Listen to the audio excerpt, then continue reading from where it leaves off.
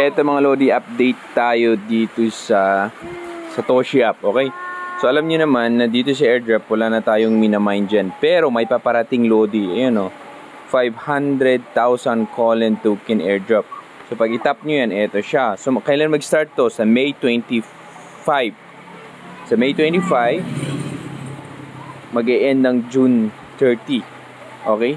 Ngayon, 500k Colin tokens up for grab. So pwede nyo mabasa dito sa medium na to.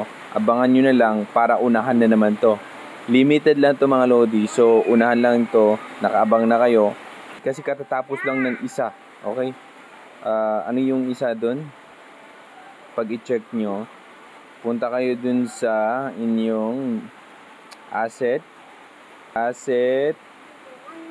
OEX. Ito OG oh. Ano lang nakuha ako? 17 lang yan. Pero di natin alam kung magkano price niyan in the future mga Lodi. Okay? So OG. Next naman is yung Colin, 500 lang. Paano madami yung makukuha mo dito? Depende yan dun sa hash rate ng mga Lodi. Kaya, ang mas magandang gawin nyo dito, padamihan ng hash rate. Kung may nagbigay ng code, gamitin nyo, gamit. Parang ganun lang. Okay? Yung mga hash card. Kasi, yun ang nagpapadami ng yung hash rate. Okay? At yun ang tutulong sa'yo para magkaroon ka ng mas madami yung hash rate mo, mas marami kang makukuha ang airdrop. Ganun lang naman, okay? So, ayan mga Lodi. Kung wala pa kayong hash card, okay, ayan. May initiate ako dito. Initiate. 5 tao. Propose ko lang yan. Dalawa lang to mga Lodi. Dalawang hash card.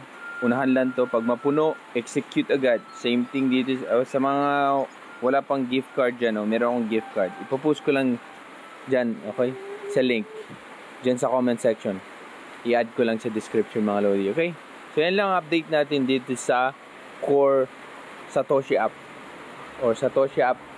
So sunod-sunod na yung kanilang update, yung kanilang pagbibigay ng airdrop. Nakita nyo naman kung gaano ang pagtaas ng core mga Lodi. Tuloy-tuloy sila. Ganun lang din ang mangyayari sa Vibe Ice. Kahit babagsak pa mga yan mga Lodi, pero tuloy-tuloy pa rin sila dun sa project.